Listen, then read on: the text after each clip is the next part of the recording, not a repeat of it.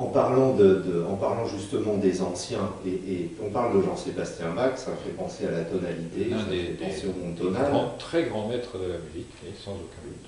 Alors, est-ce qu'on peut justement entrer un peu là-dedans? Enfin, j'ouvre un peu le sujet, je sais il est vaste, je ne sais pas jusqu'où on ira là-dessus. Les oiseaux chantent juste. Oui. Le fait d'avoir créé la musique tonale a probablement induit une certaine fausseté possible. Est-ce que dans le modal, on pouvait être faux?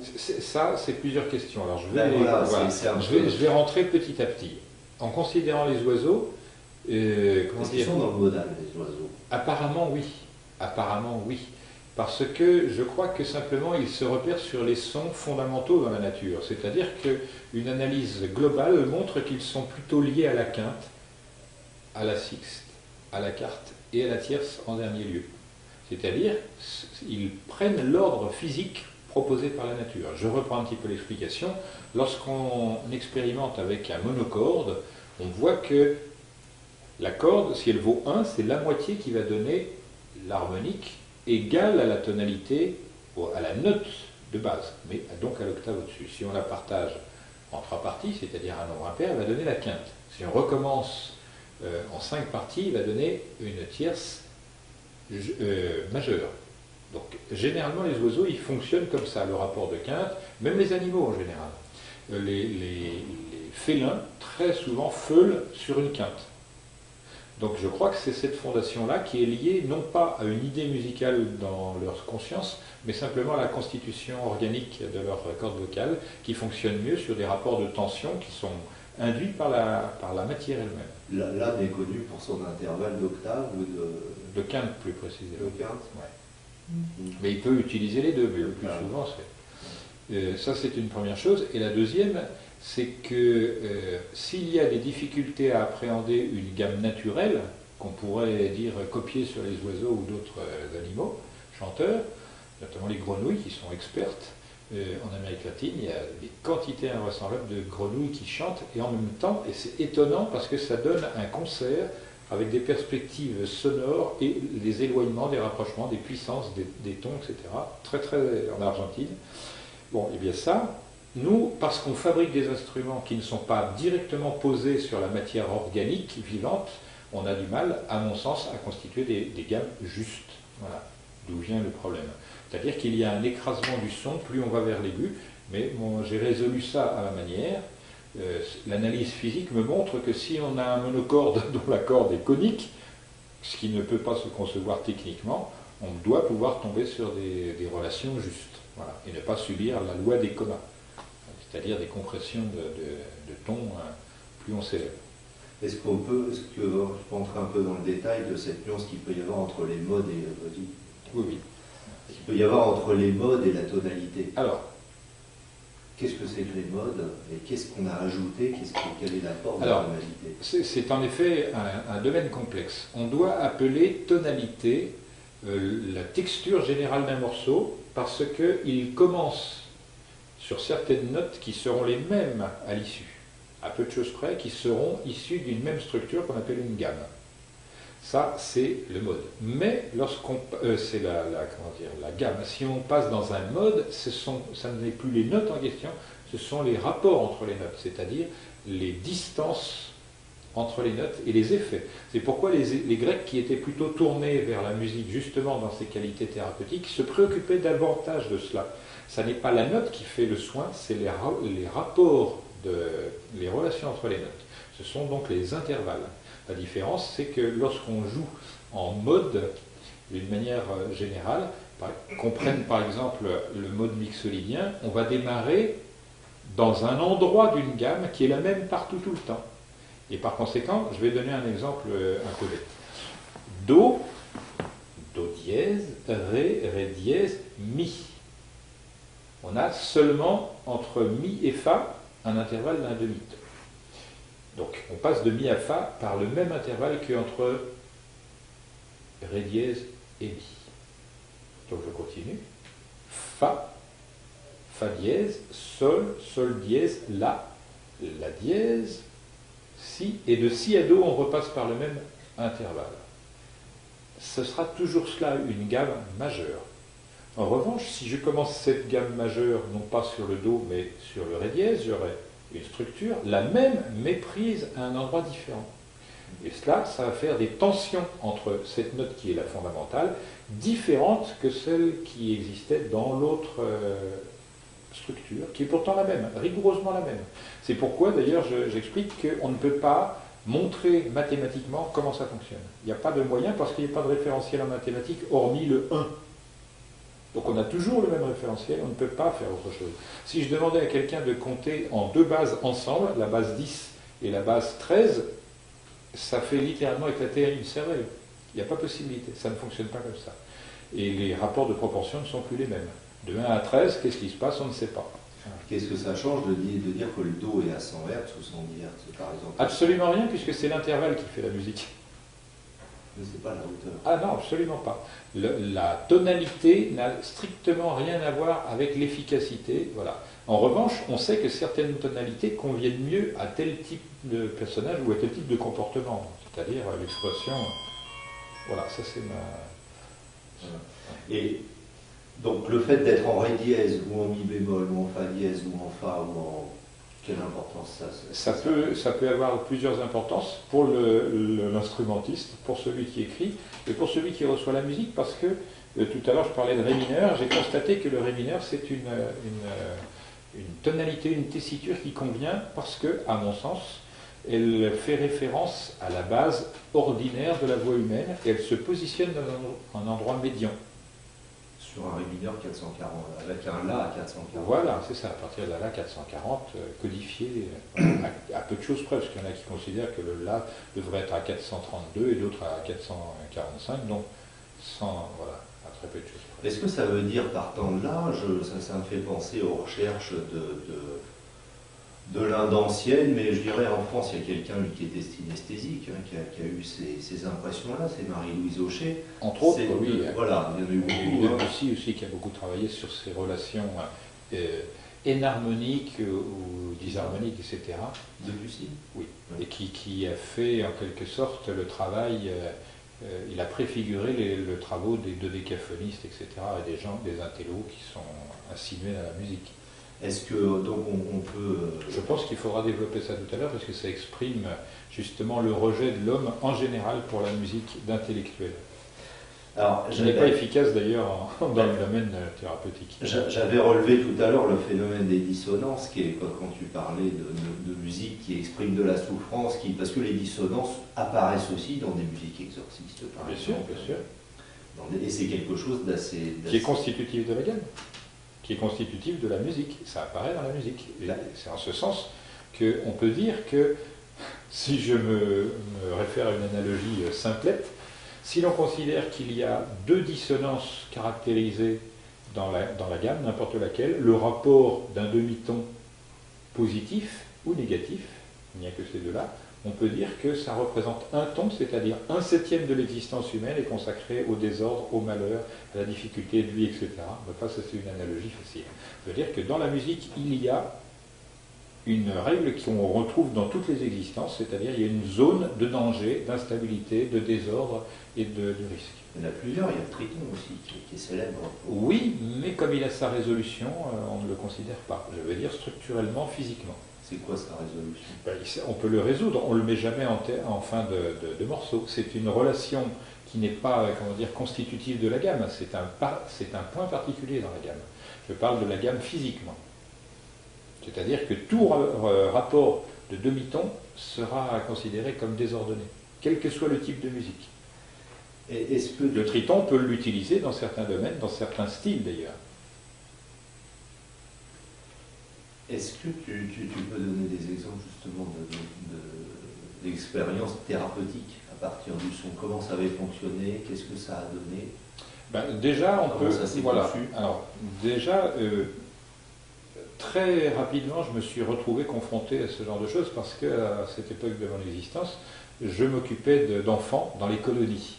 J'avais une grande expérience de la vie de collectivité avec les groupes, etc. Et je démarrais en quelque sorte ma vie musicale qui commençait, puisque j'ai attendu pratiquement d'avoir la majorité pour pouvoir expérimenter. Faute de sous et faute d'espace personnel pour le faire. et parce que ça me préoccupait moi-même, ça me motivait profondément. Et donc j'ai attendu le moment de pouvoir m'acheter un instrument, de pouvoir m'y exercer, etc., sans me préoccuper de savoir lire la musique. C'est simplement ce que j'entendais. Donc j'étais un oiseau en quelque sorte. J'écoutais et je reproduisais, ou un singe. Et donc, à mes débuts, je suis obligé un petit peu d'expliquer mon expérience parce qu'elle est particulière. J'imitais ce que j'entendais dans des disques. Ces disques étaient joués à partir de la référence La 440 avec des instruments en La. Alors que moi, je jouais sur un instrument dont j'ignorais qu'il était construit sur une base en Sol dièse. Donc, toutes mes notes étaient altérées. Donc j'ai dû apprendre, et je ne m'imaginais pas qu'il puisse être autrement dans la musique. Je ne savais pas qu'il y avait des procédés beaucoup plus simples. Donc j'étais obligé de faire des demi-trous, des quarts de trous, des clés, et tout ça, et ça m'a amené à me préoccuper de savoir s'il y avait un procédé plus simple. Donc j'ai commencé à fabriquer mes instruments. Pourquoi on était obligé d'avoir des clés, des choses complexes? J'ai tout de suite remarqué que ce qui coordonnait la possibilité musicale, c'était le caractère vibratoire de la chose qu'on mettait. Voilà. Donc j'étais obligé d'utiliser une énergie extérieure, mécanique, soit la percussion pour l'instrument percussion, soit gratter pour l'instrument à cordes, mettre en mouvement, soit créer une colonne d'air. Voilà. Ça, c'est le premier principe. Et j'ai étudié toutes les possibilités. Je me suis aperçu que pour les flûtes, il fallait partager le souffle sur une encoche, quelle qu'elle soit, quelquefois pas d'encoche, mais sur un bord fin. Hop, ça crée donc une vibration, et cette vibration peut être modulée parce que l'on allonge ou diminue, selon la position des doigts, cette partie-là. Pour la corde, il s'agissait de réduire la dimension. Pour le tambour, comme il n'y a pas de modulation, mais on peut le créer, on pose le doigt ou l'autre baguette sur la peau de manière à créer des tensions différentes. Une fois compris ce principe, j'observais que pour ce qui est des tubes, c'est-à-dire l'induction sonore par un souffle, la longueur du tube jouait son rôle, son volume jouait un rôle. Et je me suis mis à fabriquer des instruments dans des volumes complexes. J'ai pris une corne de vache et j'ai dit, tiens, avec ça, je vais faire une corne pour souffler un La 440 parfait. Donc j'ai calculé le volume avec du sable, parce que je ne pouvais pas mathématiquement formaliser tout ça. Et toutes ces choses m'ont donné une expérience directe qui m'a fait me retourner après vers la musique des musiciens, la musique écrite. Et là, j'ai constaté qu'il y avait des incorrections, si je puis dire, entre la musique écrite et la musique physique.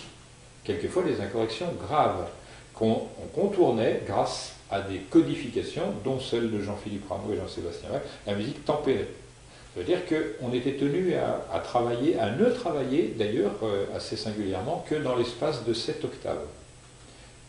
7 octaves du piano. Voilà, exactement. Et de la tessiture humaine maximale. C'est-à-dire entre l'homme qui chante grave et la femme qui chante suraigu, on a 7 octaves et ça ne dépasse pas. Donc il semble que la nature, en quelque sorte, nous dise en dessous et au-dessus, vous êtes dans un autre domaine où les mêmes lois ne sont pas pratiques. C'est-à-dire elles ne sont pas sensibles. Et ça se vérifie. Avec des infrasons, on crée des maux de tête terribles et avec des ultrasons, des angoisses existentielles. Donc sans rentrer dans cette partie-là, puisque c'est la partie moderne, j'ai constaté très rapidement que les notions de rythme étaient susceptibles de faire que spontanément les enfants rentrent dans le rythme ou n'y rentrent pas. Et ça détermine donc 2 catégories d'individus.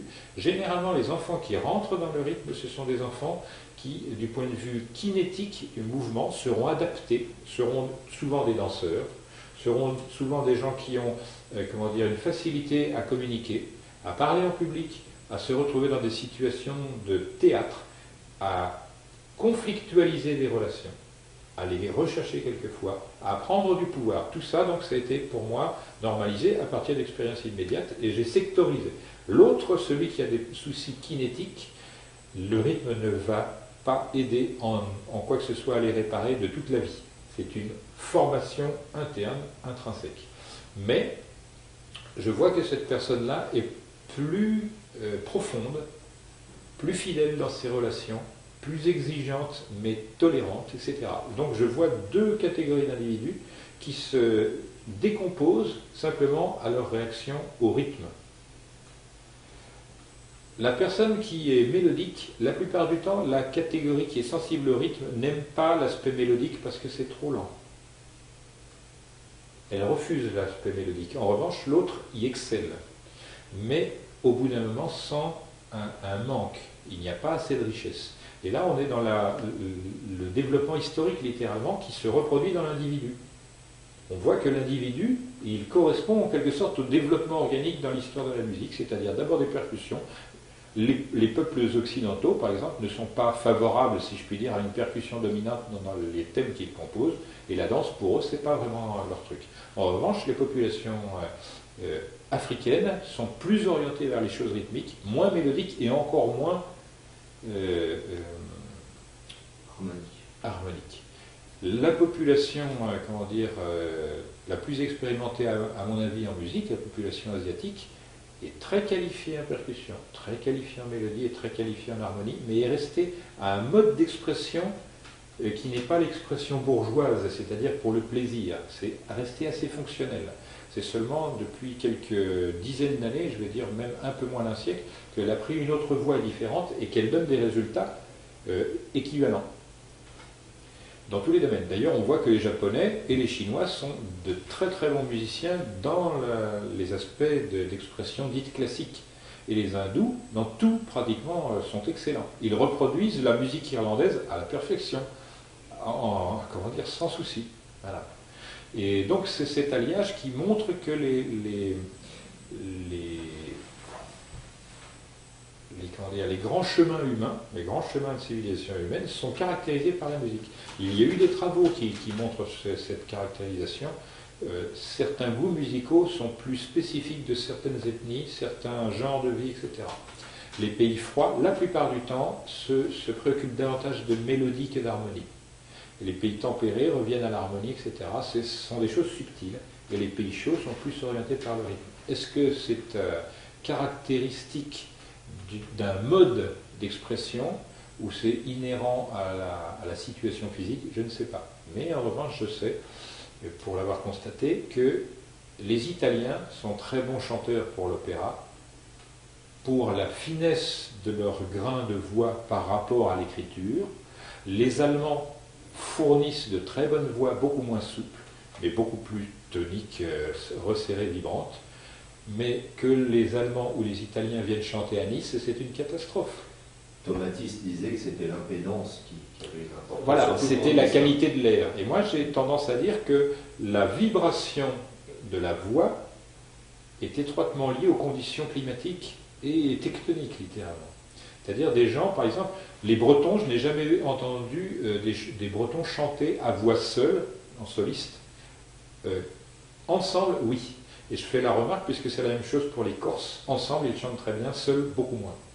Et c'est assez singulier parce que la Corse, c'est un îlot rocheux, et la Bretagne, c'est une plateforme rocheuse très particulière. Donc, voilà. Donc, je fais ces constats-là, et je les implique, si je puis dire, dans ma recherche, dans mon évaluation. Et c'est pourquoi, quand ça m'est arrivé, je reprends le fil de la question qui a été posée, au début, comment ça s'est passé? Eh bien, j'ai fait le constat que certains thèmes et certaines modalités de l'expression musicale étaient des calmants. Par exemple, la sixte, c'est un calmant.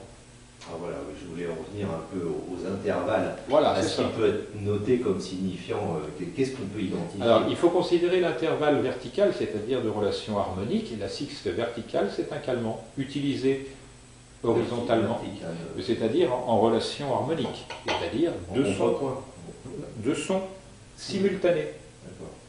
Quand c'est utilisé en successif, ça n'a pas d'effet. D'accord. La sixte en simultané, voilà, a un effet calmant en successif, c'est-à-dire horizontal, et n'a pas de caractéristiques particulières. Donc ça a une fonction en harmonique, mais pas en mélodique. Apparemment. En revanche, si je fais revenir habilement dans une composition une sixte par rapport à la fondamentale, le résultat sera calmant. Donc on voit que les modalités doivent être adaptées par le musicien, sachant qu'à la base, c'est l'aspect harmonique qui engendre en quelque sorte l'effet. Alors la quinte? Alors, selon mon expérience, j'ai constaté que la quinte rend le tempérament grave, attentif, vers la profondeur, mais exigeant en même temps, stable. Donc c'est un effet harmonique qui, semble-t-il, recentre l'individu, le rend compact autour d'un centre qui n'est pas sensible à l'extérieur, mais qui le calme, non pas dans le genre du sensible, mais dans le genre du comportement général. C'est-à-dire qu'il est moins assujetti, semble-t-il, à une angoisse existentielle, etc. Ça le tranquillise dans ses structures. Voilà. Alors que l'autre, c'est le sentiment qui est tranquillisé. La tierce, c'est les deux modalités de la tierce qu'il faut voir, qui sont simples à comprendre. Le mode majeur qui va être joyeux, etc., etc. Le mode mineur, donc extérieur et joyeux, et l'autre plutôt intérieur et mélancolique. Voilà. Le rapport de seconde, il n'est pas exploitable parce que c'est lui qui met le maximum de désagréments pour les oreilles. En harmonie. Si, hein, également, si on fait un rapport de seconde en permanence avec la fondamentale dans un morceau, selon la tonalité, le résultat est le même. C'est l'impression d'être dans le déséquilibre complet, dans l'angoisse, dans quelque chose de détestable en fait. Et le demi-ton alors? Alors le demi-ton, il faut l'utiliser à mesure homéopathique littéralement. Il faut être capable de passer du diatonique général utilisé chez nous avec des passages en chromatique, c'est tout. Il ne faut pas utiliser le rapport de demi-ton qui est le dissonant maximum. Là, on est toujours en rapport harmonique les deux à la fois. Hein. Voilà, c'est ça. On n'est pas en successif. C'est ça. Mais en successif, si on s'occupe de les disposer avec une fréquence facile à reconnaître par rapport à la fondamentale, le résultat sera le même. Mais encore plus désagréable. Et il nous manque la carte. Oui, alors la carte, l'effet, c'est un retournement de sixte, hein, d'ailleurs. C'est une autre forme de tranquillité, mais attentive. C'est-à-dire, au lieu d'être à l'intérieur, la personne est tournée vers l'extérieur et, comment dire, en quelque sorte. Alors, c'est d'ailleurs pour cette raison que j'utilise très fréquemment, en entrée de jeu,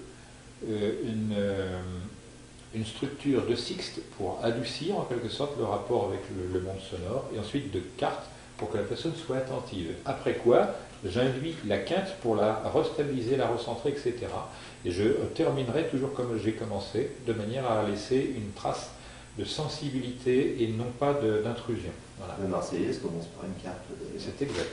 C'est pas pour cela qu'elle est plaisante, je crois qu'elle induit, dans les deux modes qu'elle utilise, le majeur et le mineur, bien justement modulés, à la fois la vaillance, l'envie d'en découdre, l'envie militaire de l'autre côté, et l'envie inverse, c'est-à-dire puisque les paroles parlent de la famille, je pense que c'est l'autre qui est mineur. Voilà, et je pense que c'était choisi justement sur ce fait-là. Je souhaiterais dire, la chose me paraît extrêmement importante, que tout l'artifice de l'artiste musicien, c'est de faire entrer l'auditeur dans un monde relatif, dans un temps relatif, dans un espace relatif. À savoir, il n'a pas besoin de s'efforcer de se séparer du reste, il est séparé, et c'est ça l'effet. Il nous manque la septième et l'octave. Alors, l'octave, c'est... Vas-y, Non, mais l'octave, il n'a pas de fonction particulière parce que ça donne l'impression qu'on revient au départ. C'est l'impression qui me semble, c'est-à-dire que quand je veux faire que l'effet que j'ai procuré à tel moment soit effacé, littéralement, j'utilise le rapport d'octave avec la note par laquelle j'ai commencé, c'est-à-dire en revenant artificiellement à la fondamentale. Et la septième? Et la septième, je l'induis quand je veux changer de direction pour l'ensemble. C'est-à-dire, en quelque sorte, mettre la personne en danger. La mettre dans une situation où on va essayer de jauger les risques tels qu'elle les perçoit. Ça nécessitera une résolution de toute façon. On a parlé des intervalles. Est-ce que... Alors, il y a quand même quelque chose qui reste pour moi, c'est le côté contrepoint. On les joue en même temps et le côté où on les joue successivement. Dans une mélodie qui nous tourne dans la tête, elles sont successives. J'entends bien, mais en réalité, c'est parce que, mais il faudra peut-être mettre une autre cassette, oui. Il y a quelque chose qui me paraît plus important, c'est maintenant le caractère de la sonorité, c'est-à-dire le tempérament. Pour moi, les instruments qui fonctionnent le mieux et le plus facilement sont la flûte de pan, la harpe, les instruments à cordes doubles ou triples, les instruments à cordes métalliques parce que ce sont de très fidèles vibrateurs, etc. Et certains sons, dont un est bien connu, le bol tibétain, c'est-à-dire qui ne sont pas, polyphoniques en eux-mêmes, c'est-à-dire qu'ils ne sont pas avec des profusions d'harmoniques comme les cuivres, etc., ou le violon, quelquefois, etc. Mais le violon, du fait de la ductilité du son, est remarquable pour induire des ambiances collectives.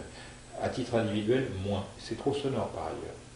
Donc ce qui m'intéresse là, c'est de dire que le rapport de silence et de bruit est extrêmement important dans une cure, et ça s'étoffe. Par exemple, les gens énervés, là je vais donner une chose qui est assez amusante, c'est un concert qu'on avait donné pour un hôpital d'aliénés. Et on avait eu droit à 2 séances, la séance avec les adultes et vieillards et la séance avec les enfants. Les vieillards, lorsqu'on jouait de la percussion, avaient tendance à se remettre au fond de leur chaise et avoir une attitude resserrée sur eux-mêmes. En revanche, les enfants, ils étaient comme ça face à la percussion, ils regardaient, ils écoutaient. Donc on voit que là, en effet, c'est polarisé. Et mieux que cela, à un moment, le musicien a retourné le gros tambour, il s'agissait d'un tambour qui faisait quasiment 80 cm de large sur 1 mètre de haut, et qui n'avait qu'une seule peau. Par conséquent, il y avait un trou. Et un enfant s'est décroché sans y penser, a foncé et s'est mis dans la percussion, la tête dans la percussion, littéralement. Donc il y a une attraction pour les jeunes avec le son de percussion à peau souple, alors que chez les vieillards, c'est l'effet inverse. Donc je vois que chez les vieillards, la notion vitalisante de rythme se restitue par une crispation. Donc c'est cette dialectique sur laquelle je me suis basé pour comprendre comment ça fonctionne et sur quel principe. Je vais devoir le